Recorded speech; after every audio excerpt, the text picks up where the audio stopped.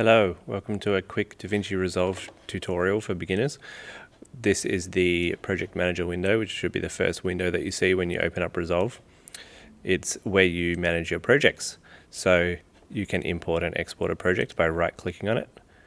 This is not how you export a video, this is how you export the actual project file. So if you see, if I right-click, click Export Project, it wants to output this as a DRP file. So that's DaVinci Resolve project file. So if you're sending that to someone else, you need to also give them the video, audio, images, whatever you're using. So that is not how you export a video, that's just the project file itself. So making a new project to start with, I'm just going to call this demo. And we are straight in. Here down the bottom, you've got the main workflow tabs. So the first one is the media pool. Second one is the cut page. That's like a cut down editing page. The main edit page, which is a bit more fully fledged. The fusion page, which is for special effects. The color page for color correction.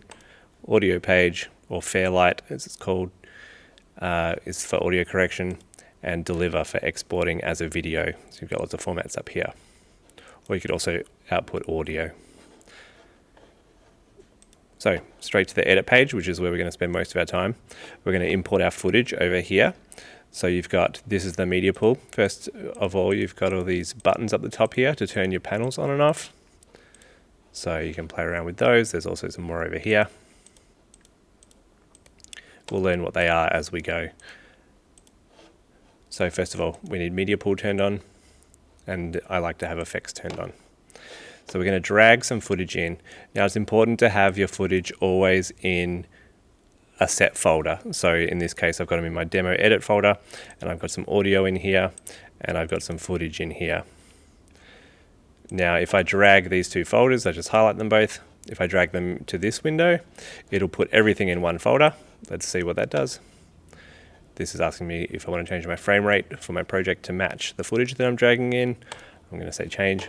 See how it puts the video and the audio in the same directory. Right, that might be what you want, but in this case I'm going to clear it. I'm going to do it again.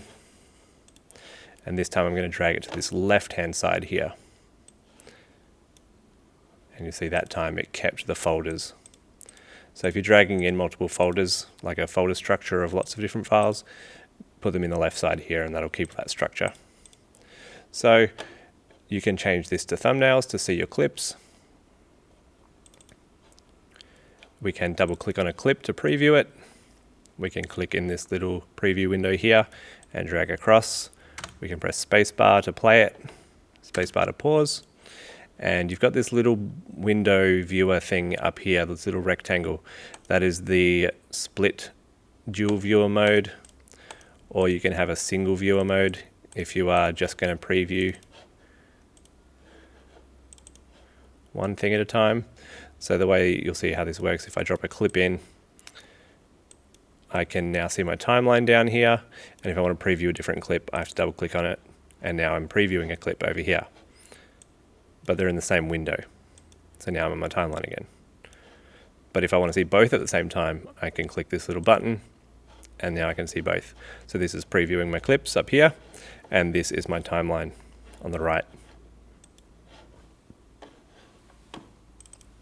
So I can double click on a clip. This is the easiest way to get clips in the timeline, is double click on your clip, start watching it with spacebar, tap I on your keyboard, I for in, tap O for out, and this is going to pick the usable part that we want, and then we just click on this image and drag it in to our timeline down here. If I want to zoom in down here just to see a bit better, I can just hold down Alt and scroll up. There's also this little dragging zoom thing here. To go to the next clip, just double click it, tap I on your keyboard for in, tap O for out, drag that in as well. It's going to snap right next to that clip because I have snapping turned on over here, the magnet. Just do a few more clips, in, out, really quick. If you want to be more efficient, you can do F9 and it's going to insert it wherever the playhead is. So up here, F9, inserted, next clip, in, out, F9. That clip's got audio with it, but there's no sound for that one in particular because we can't see the waveform. If you need to delete stuff in here, if you press the delete key on your keyboard, it's going to move everything across like that. If you press backspace, however, it'll leave a gap.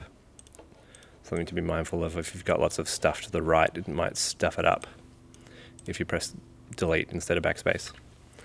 So, working with some sound now, we can go to our audio folder. I'm going to grab some music, in and out, drop that in, down the bottom here. If you start dragging a clip in, it'll make a new track if you just drag into the open space. Similar with video. You can have as many video tracks up here as you want. So we've got some music in. I can extend or shorten clips with, see how the mouse cursor changes there. You can also fade in and out with that little tab up the top of a clip.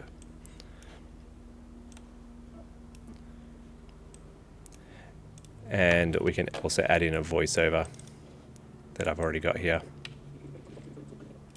And drop the whole thing in. You don't need to do an in and out if you're just going to drop the whole clip in. You can just pick it here and drag it straight in. So things are looking a little bit cramped down here, so I can adjust my window. I can move that up a bit. You can also move this point here to see more of your timeline or more of your audio. So now I've got a little bit of a video put together. I can turn my music down so that I can hear my voiceover. Currently the music's a bit loud, so I'll just zoom in a bit. I can turn the voiceover up a bit, but the issue you're going to see then, if my mixer is turned on, you'll see it on the side here, to create content that is visual, is clipping. So that's the red bit there, and that's bad.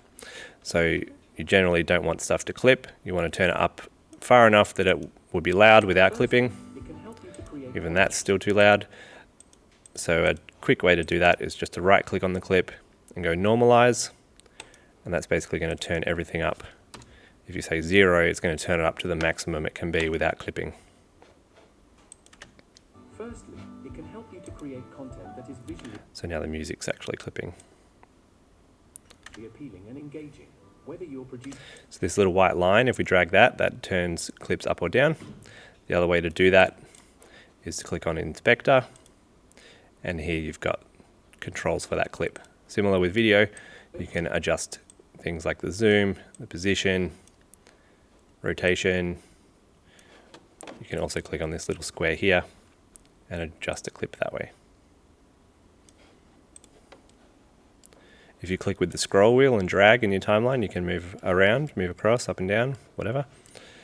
So now that we've got some sound, we can also add some keyframes. So say I want the music to fade back in during these parts where there's no dialogue, no voiceover. So I can just hold down Alt and click on the white line, and it will add keyframes. So I could turn the music up by dragging that white line there. Professional use. This could include creating And then it turns back down when the music, when the dialogue comes back in. So I can do the same thing here. Just turn it up a little bit. channels. Secondly, it can help you to develop a range of technical skills, including working with software And then we're going to move to the color tab down here. Once we have an imaginary good edit put together. And here we're going to adjust some of the color. So here is the color tab. You've got your shots here. Make sure you've got gallery turned on. Make sure you've got clips turned on to see the clips you're going to choose, and nodes turned on because that's where we save our settings. So down here, well, I've selected a clip. We've got the curves window. We can make something brighter just by clicking a dot in the middle and moving that up. You can adjust the black point of an image by dragging this bottom dot around. So that makes more of the image black by moving it to the side. Or if you move it up, it makes some of the black areas whiter. And then this top right point is the white point. So it's going to make more areas white if I move that across, or it's going to make the white areas go grayer into black as I move it down. So with a shot graded, let's say I want to do that. Say I want to make a little bit warmer. We can drag that, that's the color temperature. And you can get most of the way with just doing a curves and a color temperature. You can also do the automatic white balance there, which is the color temperature, is the white balance.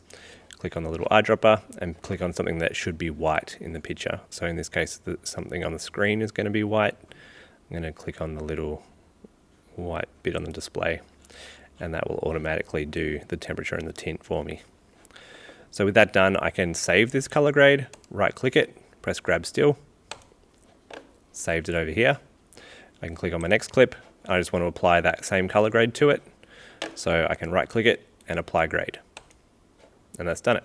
Same settings are applied on this node. I can see the settings when I click on the node, and I can go to the next clip, apply the same one, done.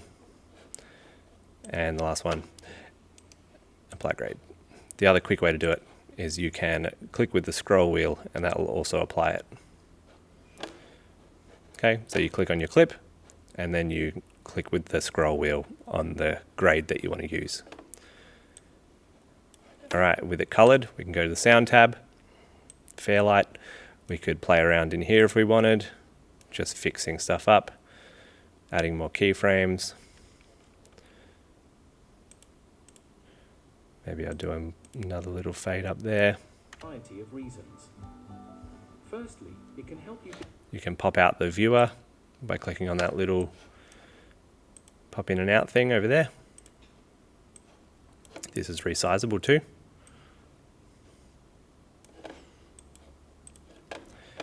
And then before you finish, it's important to make sure that you don't have any clipping in your project. And special effects. So here, if it goes red, Additionally, which is the combination of my dialogue and music together, I can grab this bus 1, which is the master output, which is all my tracks combined. producing content for See, neither of these actually clip, but the master does. I can put a little compressor on it. So if I go to the dynamics section, I can click on this curve. That brings up my dynamics. I can put a compressor on just by ticking that, and a limiter, and that's going to limit the sound to prevent it from clipping. But it's actually turned it down quite a lot. So what you need to do is adjust this threshold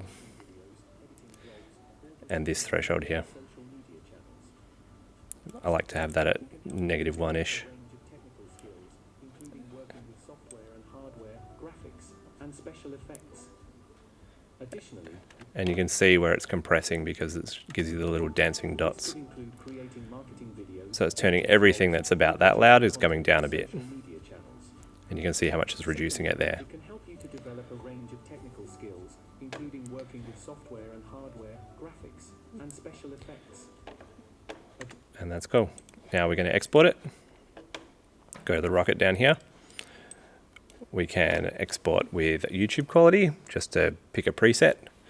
We can in here give it a name. We can browse to where we want to save it. Let's just quickly do that. Just going to put it in the C drive. Videos, whatever. Press add to render queue once we're happy with these settings, which in this case we're just going to use the defaults with the YouTube setting. Add to render queue. It's also important to make sure that you're exporting the area that you want. So in this case, I don't want this extra stuff here. I'm just going to remove that one that I queued up. So here you can press O and I for in and out again. So you pick your area to export and then add that to the render queue. Then you press render all, and that's going to render it.